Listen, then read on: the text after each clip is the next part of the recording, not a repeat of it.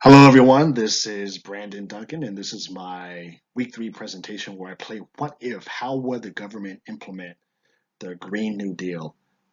This Green New Deal is proposed to revamp our nation's energy infrastructure and provide lower costs to people and provide a higher standard of living. And it's supposed to reduce inequality. And if the government was going to go about to implement this program, I would suggest that they follow PodScorp higher hierarchy of needs and keep in mind bounded rationality. So with PodScorp, it's very important because we're going to scale it for very large uh, organizational structure.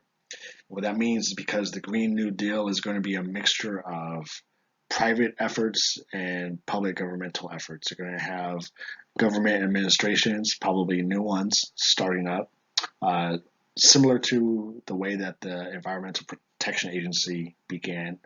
Uh, so you're probably going to have a lot of new agencies beginning, and that's going to require significant planning, organizing, and then staffing. And then once you get that connection uh, between these public agencies and private sector vendors, you're going to need significant efforts to direct, coordinate, and then because it's going to be such a large, substantial amount of money, you're going to need strong reporting and budgeting systems. Now, one of the key arguments for implementing the Green New Deal is that it's going to lower the public's energy costs, provide them with jobs, and thus is going to reduce inequality. And what I thought about when I heard this, that's basically going to move people up Maslow's hierarchy of needs. You have a lot of people who are facing, they don't know when the next paycheck's going to come. They're having a hard time finding jobs. Uh, they're having limits in the job market because of their lack of education or lack of opportunities within their area. Now, what this Green New Deal proposes is large investments in infrastructure, job creation, and reduction in standard cost of living. And what you're going to see is that people's physiological needs are going to be met, their safety needs are going to be met, and then now they're able to focus on things like love and belonging, which is easier to focus on if you have a steady paycheck coming in, steady income coming in. And that improves their self esteem and eventually leads to self actualization.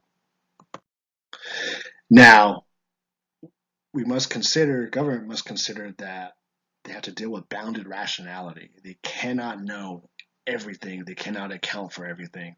And we saw this with California's proposition for high speed rail.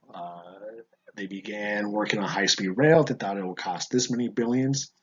And then they found out once they started working on it, it's going to cost 10 times, 20 times those billions. And now it's in the hundreds of billions of the cost, and we have no end in sight.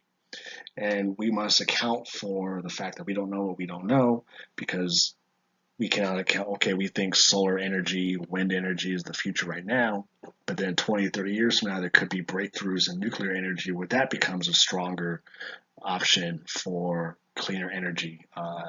Just saying. So it's one of those things where this is going to be a very large scale, long term project. And that just means that there is less that public officials and government administrators will know.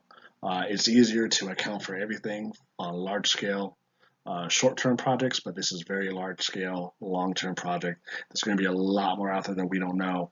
There's going to be a lot more out there that's going to fail.